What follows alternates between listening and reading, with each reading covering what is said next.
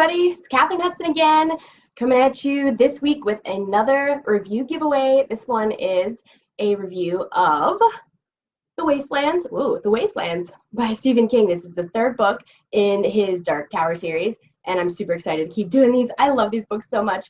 So I'm reviewing this book, and if you comment on it during the video, after the video, whenever you see it, you enter for a chance to win, seriously, this exact book in my hand. I've read it 9 times, some of you have heard me say before, and you also enter for a chance to win a copy of the first book in my dark fantasy duology. This is Daughter of the Drackan, book 1 of Gyeona's Children. It will be signed by me, and both of these awesome books sent to you in the mail if I pick you randomly as the next winner for this week's video. So I'm going into my review of Stephen King's Dark Tower series, book number 3, The Wastelands. And I just want to show you guys this because this is super, super cool.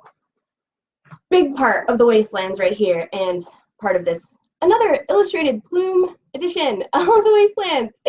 This is Blame the Mono. Those of you who have read this know exactly what I'm talking about. Those of you who are seeing this for the first time understand how incredibly creepy this is, right? And the illustrations in these books just make it all so much better. So, this book, The Wastelands, starts off as Roland and Eddie and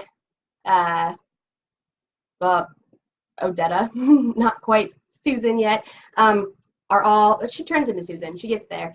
This woman takes 3 different split personalities and turns them into a new character during this book, which is fantastic and wonderful, and it comes back to haunt all of them. I love it.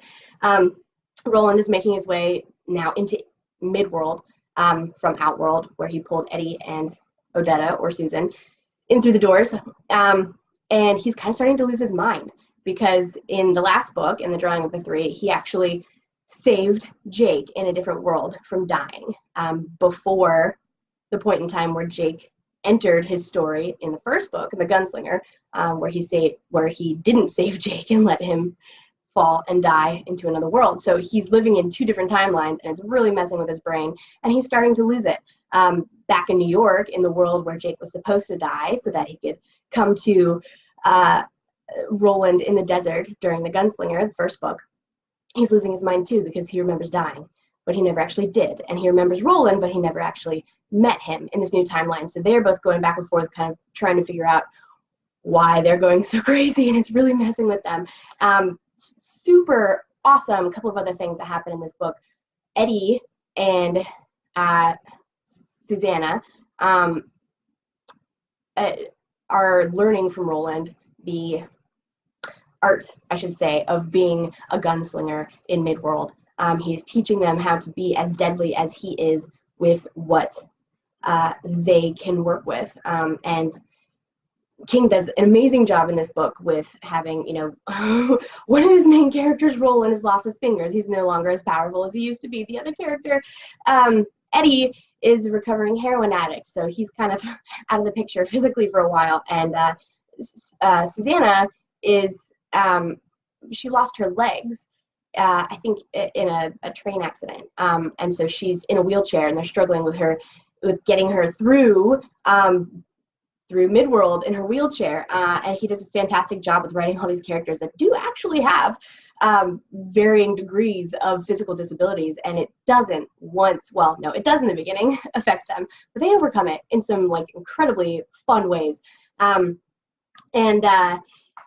So eventually they end up finding Jake alive. There's kind of this back and forth going on of messages, not intentionally, not on purpose, being sent between New York, where Jake is trying to figure out his life as an 11-year-old who remembers dying, and between Roland and the other 2 with him in Midworld, who have no idea where Jake is, and they start to come together to the point where they eventually pull Jake through worlds again and bring him into their quartet, into their circle of fate, I suppose you could call it, which is really super fun.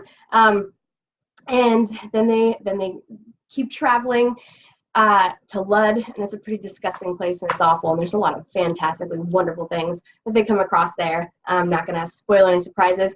And then they find Blaine the Mono on a speeding bullet train out of Lud, which is the picture that I showed you.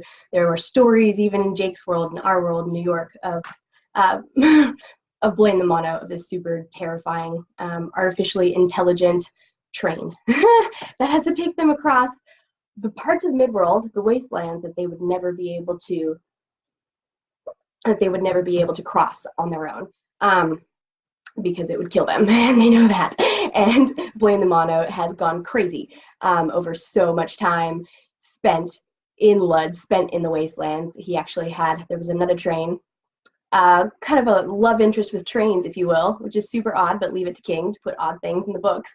So Blaine the Mono is depressed, and he says that when he reaches the end of his line, taking them across the wastelands, he's going to throw himself off the end of the tracks and kill them all. And so this is one of my favorite parts of the whole series, is the fact that the reoccurring theme of 19 really comes into play in the wastelands.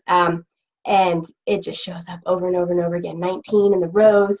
Roland and his band of travelers are following the beam towards the Dark Tower. All things serve the beam, as those of you who have read this know. This is a fantastic book, and it's no surprise that each one in the series just keeps getting better and better. So if I gave the last book, The Drawing of the Three, 15 out of 10 stars, I'd probably give The Wastelands 16. It just keeps going. It just keeps getting better. And there's some seriously dark things happening in this book, which is my favorite. I love all the darkness and the fear and the figuring out why these characters are crazy and what they have to do to kind of push through it. So, the other cool thing that I really love about King's books and what he does, so the bear Shardik, they meet a giant robot bear, basically, that they have to fight. His name is Shardik, which is also the title of a book written by Richard Adams about a giant bear as well.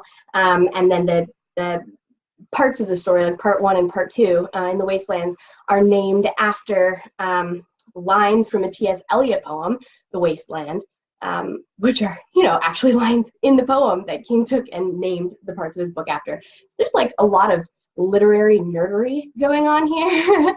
Totally awesome combination of books and ideas and things all coming together. So let me know what you think of this review. I give it 16 out of 10 stars. There we go. I keep having more and more, can only go up from here, right? So leave me a comment, say hello, tell me what you thought, if you've read this, if you haven't, and you enter this giveaway for your chance to win this book right here in my hands, this book, and a copy of Daughter of the Drackan, this one in my hand right here, which I will sign and send them both to you. Winners selected every week, and these go out. So leave me a comment, stay tuned, and if you want a free ebook copy of Daughter of the Drackan, go into the details on this video and click the link, and you can grab it for yourself. I'll talk to you guys next week. Bye.